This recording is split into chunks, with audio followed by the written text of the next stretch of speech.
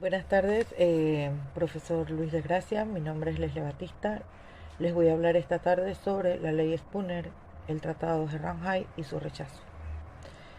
La ley Spooner fue aprobada el 28 de junio de 1902 por el Congreso de los Estados Unidos.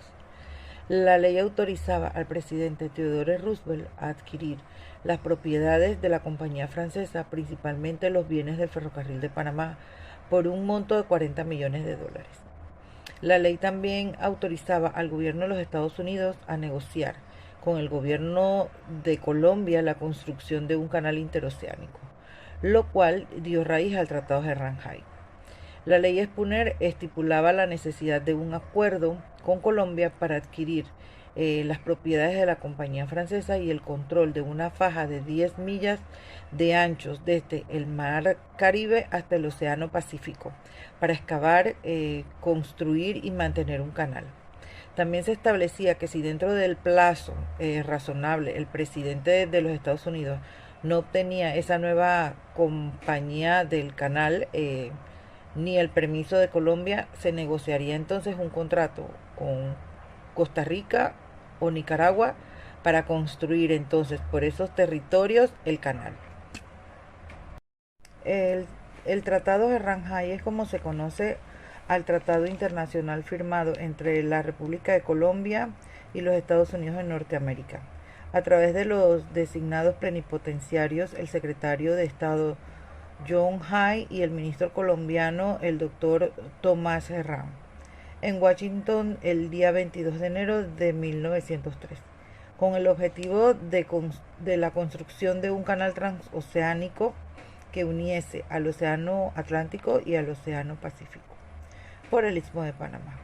Las rutas comerciales a finales del siglo XIX se verían seriamente beneficiadas con la construcción de un canal interoceánico, aprovechando estos istmos centroamericanos.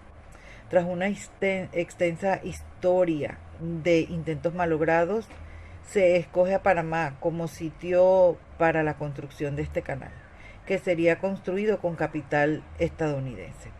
El tratado se firma en medio de múltiples eventos, tanto políticos como económicos, que marcaron una fallida ratificación en esos entonces.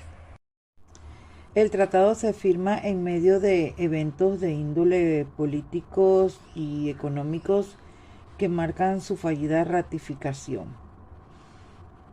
El tratado se compone de 28 artículos acompañados de un anexo que da legitimidad a uno de los firmantes. El articulado establece entonces condiciones diferenciadas para el desarrollo del siglo de concesiones, dando disposiciones de renuncias parcial de soberanía, financiamiento, derechos de explotación y disposiciones generales sobre la valía ante acuerdos previos.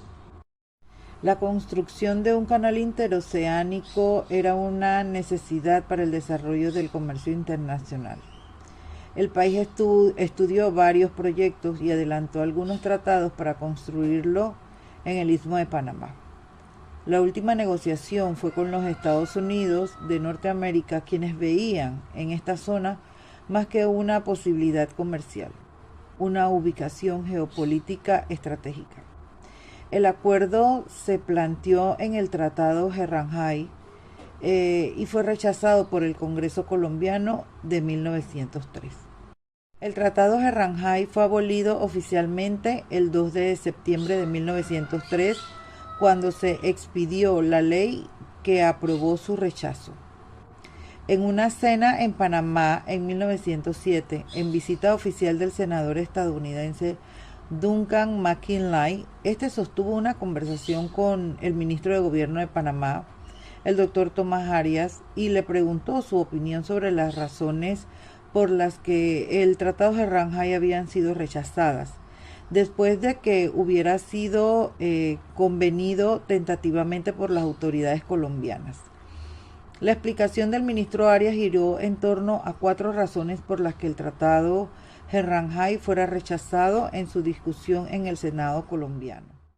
El primer término, el influjo alemán era fuerte en Colombia y los comerciantes y los diplomáticos alemanes estaban en franca oposición a la extensión de la influencia estadounidense bajo las costas de Sudamérica, particularmente en la República Colombiana. Los comerciantes alemanes, viendo el derrumbamiento de la compañía francesa del canal casi realizado, esperaban que la compañía alemana pudiera comprar los remanentes de la empresa francesa y llevar entonces el canal a un feliz término, advirtiéndolo mucho de esta etapa que significaría en el camino entonces el engrandecimiento alemán. La segunda influencia, según el ministro Arias, fue la de la gerencia del viejo ferrocarril transcontinental de los Estados Unidos. Cuando el clamor popular para obtener el canal Istmico había dirimido toda obstrucción en Washington D.C., aquella trasladó a su escenario las operaciones a Bogotá, y la influencia y el dinero del ferrocarril probablemente se utilizaron para inducir a algunos de los senadores a votar contra la ratificación de este tratado. La tercera influencia era la del patriotismo. Algunos de los senadores colombianos estaban reacios a una transferencia de cualquier porción de suelo colombiano y a una potencia extranjera, más si se tenía en cuenta que la Constitución colombiana contenía una cláusula que decía que convertía en traidor al colombiano que se involucrara en la enajenación de cualquiera o de cualquier parte de una porción de territorio colombiano hacia otro país. La cuarta y última era la más importante. La influencia era el hecho de que la compañía francesa del canal había fallado en todo el compromiso para cumplir con los términos de su contrato con el gobierno colombiano. No solo había fallado en terminar el canal en el plazo específico, sino que también no aseguraba los términos bajo los cuales había sido asegurada. Por lo tanto, el gobierno colombiano podía de forma muy apropiada buscar una expropiación que se podría lograr siguiendo a su debido proceso de ley en algo menos de 10 meses. Muchos de los senadores colombianos adoptaron la posición de que sería legal y más conveniente declarar la expropiación de la compañía francesa y asumir el control del canal en conformidad con tal expropiación, en la manera prevista por la franquicia. La República de Colombia entonces estaría en posición de vender la misma al gobierno estadounidense por los 40 millones de dólares, y dado de que entonces tenía asegurado 10 millones de dólares por la zona y su alquiler a la perpetuidad por una considerable anualidad. La condición financiera del país podría mejorar de manera sustancial, como las finanzas de la República de Colombia, que estaban en aquel momento en una condición desesperadamente agotada.